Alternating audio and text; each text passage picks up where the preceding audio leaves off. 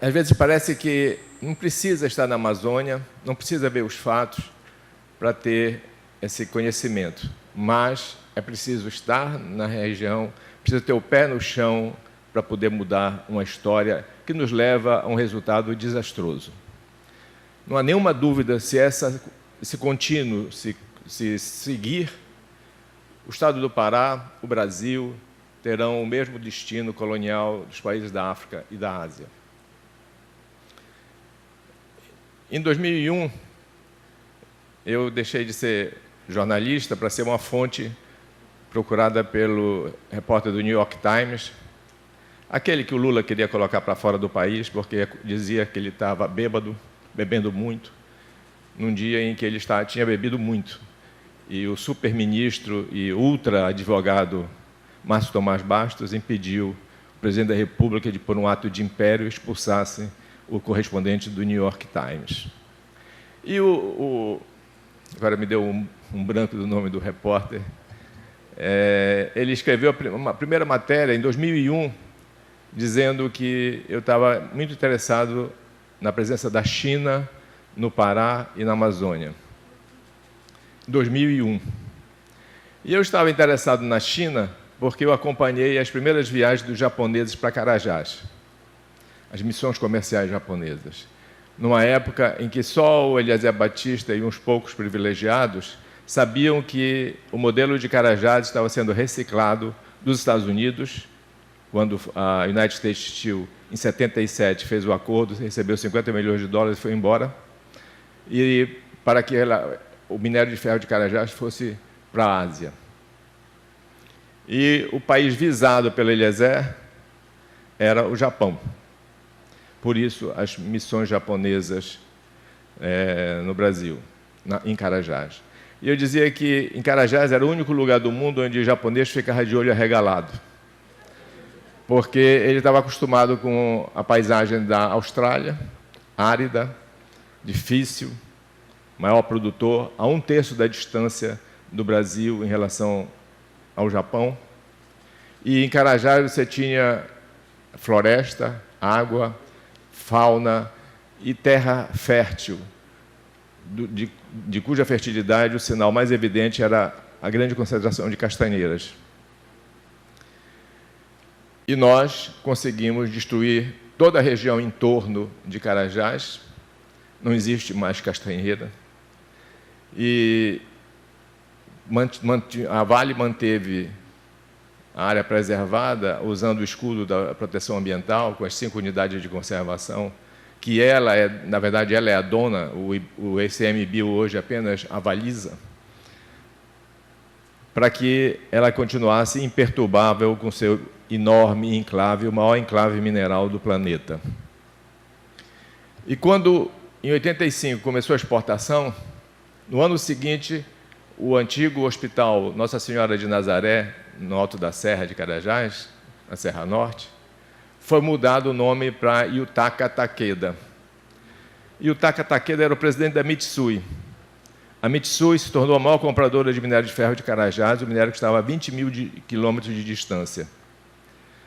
E não interessava que Nossa Senhora de Nazaré era a padroeira dos paraenses e a denominação original do hospital fosse para reforçar o vínculo entre a Vale e o Pará. O Pará estava começando a se tornar o estado minerador por excelência do Brasil, tirando a liderança secular de Minas, o que acontece hoje.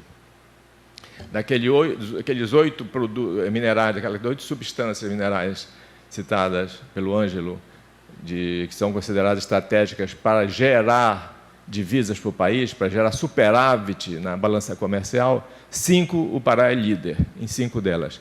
E hoje o Pará é o líder em geração de divisas do Brasil. É o 4º maior exportador, mas é o primeiro em geração de divisas. Paraupebas é o primeiro município em geração de divisas e o Pará é o principal exportador de energia bruta do país. O modelo está sendo implementado com toda a eficácia. E no dia 30 de novembro agora, a ProSaúde encerrou 25 anos de gestão do Hospital Yutaka Takeda. e deu o nome errado do Yutaka Takeda. Takeda é com D, ela colocou com K, e com T. Yutaka Takeda, na verdade, é Yutaka Takeda. A ProSaúde nem teve a capacidade de grafar corretamente o nome do hospital que ela administrou por 25 anos. O nosso nome não está inscrito nessa história. Nós somos apenas cenário dessa realização. Em 2005, todos os anos, e eu aprendi isso na época da ditadura, eu tenho 55 anos de jornalismo, aprendi na época da ditadura que eu tinha que ler balanço, estudar balanço. Assim como eu estudo e leio todos os dias o Diário Oficial para desespero das autoridades. Um grande advogado aqui, que foi a grande eminência par da Quarta República no Pará, Adalvo Mendonça, ele dizia para os membros do escritório dele, um dos mais movimentados, ele foi conselheiro da Vale, Alacide Nunes também foi conselheiro da Vale, ele dizia para os advogados, leiam o Diário Oficial como Lúcio lê, ele parece que está lendo a Comédia Humana do Balzac. E eu leio porque cada vez mais se oculta as informações, elas são ocultas. E não é por mero acaso que o jornalista está mais empregado hoje nas empresas do que nas redações, mesmo porque as redações estão desaparecendo. O jornalismo profissional, o jornalismo combativo, o jornalismo comprometido com a opinião pública, com a sociedade, está em extinção. Eu também já estou em extinção. Às vezes eu me toco para ver se eu existo. Pois em 2005 eu estava lendo o balanço e um dos grandes conquistas da minha profissão é que os elaboradores de balanço, contadores, auditores, sempre esperaram a minha análise do balanço que eles fizeram.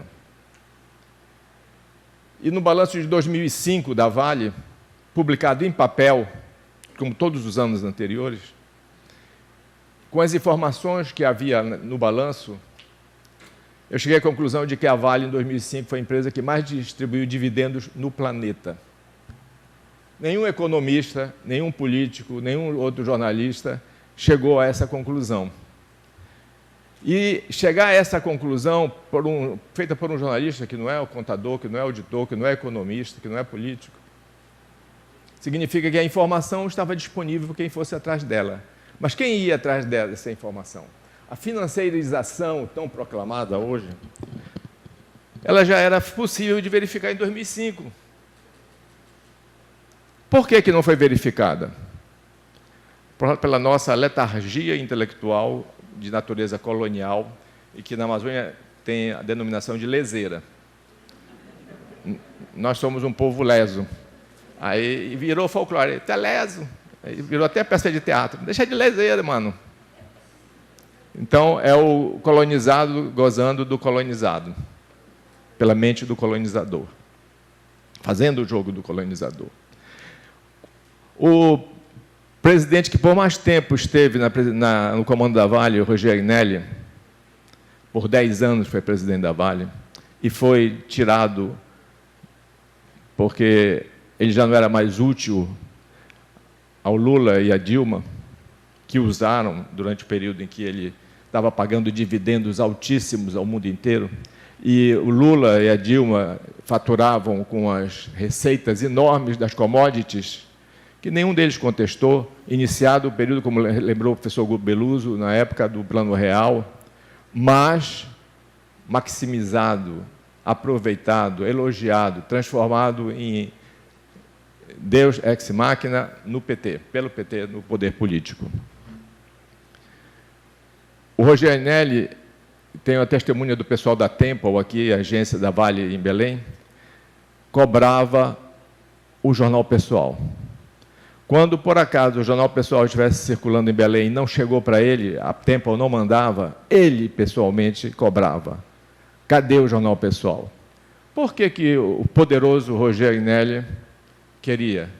É porque, infelizmente, eu digo infelizmente, muitas coisas só saíram no Jornal Pessoal. E só saiu no Jornal Pessoal a análise de 2005, dizendo que a Vale pagou mais dividendos do que o mundo inteiro, quando ninguém dizia que a Vale estava se financiarizando. Ninguém. em 2006, não teve mais balanço publicado em papel. Foi o último ano, 2005. E os jornalistas, a imprensa e todo mundo disse, não, é porque não precisa mais publicar em papel. Para que publicar em papel? Está disponível na internet. Nós estamos vendo o que é a internet. Até sugeri ao Charles o próximo seminário fazer na África do Sul, aliás, na Coreia do Sul, onde não haveria esse problema de queda de internet. Lá, a alta velocidade é gratuita, você encontra na rua de Taiwan. E a distância, você via que o problema não era lá, onde estava o Ângelo e onde estava o Beluso, era aqui, no líder nacional de mineração, que não tem uma internet minimamente respeitável. Minimamente, não tem. Porque nós somos o cobre do mundo, para usar o símbolo químico do cobre. Então, quando deixou de ser publicado, o único chato jornalista que protestou fui eu. Porque todos os jornalistas disseram, não, mas a Vale tem no portal dela. Basta consultar lá na parte específica de balanços e demonstrações financeiras. Mas a Vale continuava a publicar o balanço social, relatório de sustentabilidade, bonito, fotos maravilhosas, pagas em um preço altíssimo a bons fotógrafos, uma qualidade gráfica maravilhosa. Por que não podia publicar o balanço, os números do balanço? Aí a gente vai ver que a batalha pela informação nós estamos perdendo, fragorosamente. Estamos no nível de Remo e Paysandu no futebol brasileiro.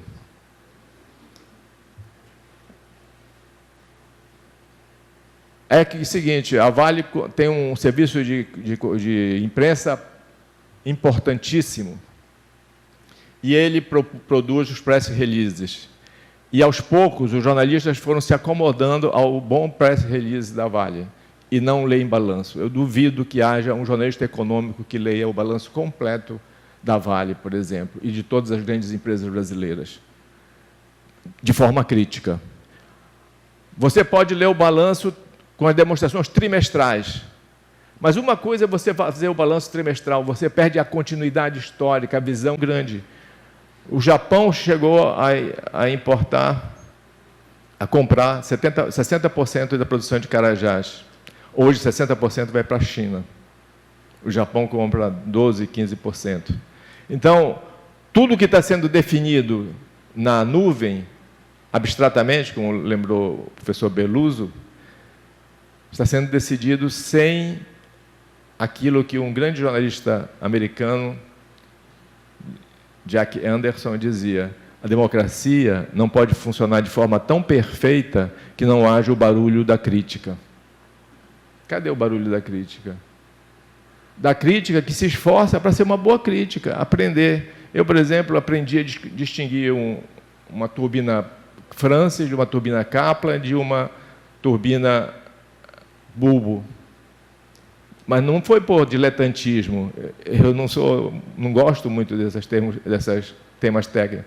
Foi porque a turbina bulbo, as duas maiores hidrelétricas bulbo, com 48 turbinas cada uma delas, estão no Rio Madeira. O mesmo Rio Madeira, que na semana passada me fez escrever um artigo violentíssimo, saiu das minhas entranhas ao ver a foto de 300 embarcações alinhadas no Rio Madeira a poluir, a tirar ouro do fundo do rio, usando o mercúrio desbragadamente. Será que poucas pessoas ficaram indignadas com isso? Eu nunca vi uma cena tão destruidora, tão patética quanto essa. E foi tomada, foram destruídas 69 das 300. Quantos dias foram necessários para montar essa logística para levar? Às vezes o choque ele é impressionante pela beleza do que é feito. Por exemplo, eu estava em 85, na primeira viagem do presidente José Sarney, o novo presidente da democracia brasileira, do velho regime, ao Porto Trombetas, a Trombetas para ver mineração Rio do Norte.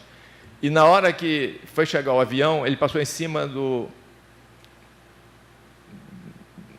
lago que a mineração Rio do Norte, controlada pela Vale, Lago Batata, tinha usado para descarregar o rejeito da extração da bauxita. Uma ferrovia de 30 quilômetros para trazer uma carga da qual 1/3 dela era rejeito, para lavar o minério, porque ele ia para o Canadá, e se ele não fosse lavado e seco, ele poderia congelar no porão do navio e prejudicar a Alcan, que era originalmente a única dona das jazidas de bauxita do Trombetas. Quando a Globo mostrou aquela imagem de 20% da superfície do lago do Rio Trombetas, que é um dos rios mais bonitos do mundo, todo cheio de lagos nas suas margens, foi um choque mundial. E aí a mineração Rio do Norte entrou no capítulo da ecologia, importando a técnica de retirada, de recuperação das áreas lavradas, através de um projeto modelo que tinha no potássio nos Estados Unidos. E aí se pensou no seguinte: por que queimar floresta para secar a bauxita? E por que trazer 1/3 de rejeito? Por que não lavar lá em cima? E a racionalidade veio num projeto que foi concebido para quebrar a tentativa de criar o cartel da bauxita entre Austrália, Guiné, Jamaica, Guiana. E as multinacionais se uniram para não permitir isso, ofertando uma grande quantidade de bauxita no mercado através da mineração Rio do Norte. E a mineração Rio do Norte conseguiu superar esse capítulo e hoje é uma das mais eficientes empresas de mineração. Ou quando a Vale entrou com o projeto do S11D, o maior projeto da história da minério de ferro no mundo, e montou tudinho lá fora da área, porque ela sabia que ia durar 2 anos o processo do licenciamento ambiental. No dia que saiu o licenciamento ambiental, no dia seguinte começou a trazer tudo já pré-montado lá fora, inclusive sem o caminhão fora de estrada. São maravilhas da tecnologia executadas com competência para conseguir qual o objetivo? Tirar o mais rápido possível os recursos naturais da Amazônia e, sobretudo, o minério de ferro. Quando começou em 85 o minério de ferro, a exploração, se previa que deve durar 400 anos. A meta maior eram 25 milhões de toneladas. Hoje, nós estamos com 10 vezes essa capacidade, vai continuar expandindo, porque os chineses, que como lembrou o professor Beluso, tem uma competência empresarial, porque tem as vantagens do capitalismo e da economia planejada, que nós não temos mais planejamento nenhum no aparato governamental no Brasil, nenhum. Eles sabem que um dia nós vamos acordar desse sonho letárgico. E quando nós acordarmos, Inês está morta, o minério não existe mais, o cobre não existe mais, o níquel não existe mais, e os estoques reguladores vão manter o crescimento da China, mesmo em épocas de pandemia como a da Covid. A história está escrita? A história está sendo escrita contra nós, mas ela não está definitivamente escrita. Mas essa sensação de já ouvir essa história e já foi melhor contada, pelo menos para mim, ela é muito forte. Eu me lembro dos debates com os geólogos da APIGAN, Associação Paraense de Geólogos da Amazônia, Associação dos Profissionais de Geologia da Amazônia, em plena ditadura, na década de 70, discussão em profundidade, que hoje nós não temos mais. Porque nós delegamos a competência técnica e aceitamos que nós não somos capazes de escrever uma história diferente dessa. A solução tributária, fiscal, não é uma solução. Mas ela é importante? Mas cuidado. Se voltar ao ICMS sobre a mineração, no jeito que essa estrutura tributária está funcionando e da gestão pública, o que vai acontecer? O que acontece hoje? Canaã dos Carajás e Paraupebas concentram 90% da receita da compensação financeira. Com o ICMS por cima, vai ser uma concentração municipal brutal. Hoje, Paraupebas tem um PIB per capita 10 vezes superior ao de Belém. e alguns municípios em volta, no entorno, são pobres, paupérrimos. E um dia eu escrevi uma matéria sobre o bairro da mineração lá em Paropebas e o prefeito ficou com raiva, porque eu disse a verdade. Num município tão rico, o mais rico do país, a situação da distribuição da renda e das condições sociais de vida é terrível. Lembra Charles Dickens do início da industrialização na Inglaterra. Eu acho que nós precisamos rapidamente, o mais rápido que for possível, eliminar essa distância entre o fato que ocorre, a percepção do fato, a interpretação do fato e a atuação da região, da população da região, para mudar essa história. Não é muito tempo. Eu vi a ênfase dada ao polo joalheiro lá de São José, quando a Vale iniciou a primeira exploração mecanizada do ouro na região, no Igarapé, Bahia, lá em Carajás, e que foi maior do que a produção da mineração de ouro em Minas Gerais, que desde a St. John Mining era a maior do Brasil. Durante 10 anos, Igarapé, Bahia superou a de Minas Gerais. Todo mundo disse, vamos verticalizar, vamos fazer indústria mineral, a indústria de ouro, a refinaria de ouro. Acabou em 10 anos a jazida do Igarapé, Bahia, e nós estamos no papo furado, papo inútil, porque ele não se operacionalizou, ele não se tornou social. Qual é a cultura da mineração que nós temos no Pará hoje, disseminada socialmente, no estado que é o maior produtor de minério hoje do país? O que é que se sabe lá fora sobre mineração? O fracasso é um fracasso nosso, que somos intelectuais, ou seja, aqueles que comem 3 vezes por dia e podem trabalhar com a cabeça e em casa, usando essa internet. Eu gostaria de terminar dizendo que eu quero socializar a angústia para que ela, ao invés de ser imobilizadora, seja provocadora da vontade de nós todos. Obrigado.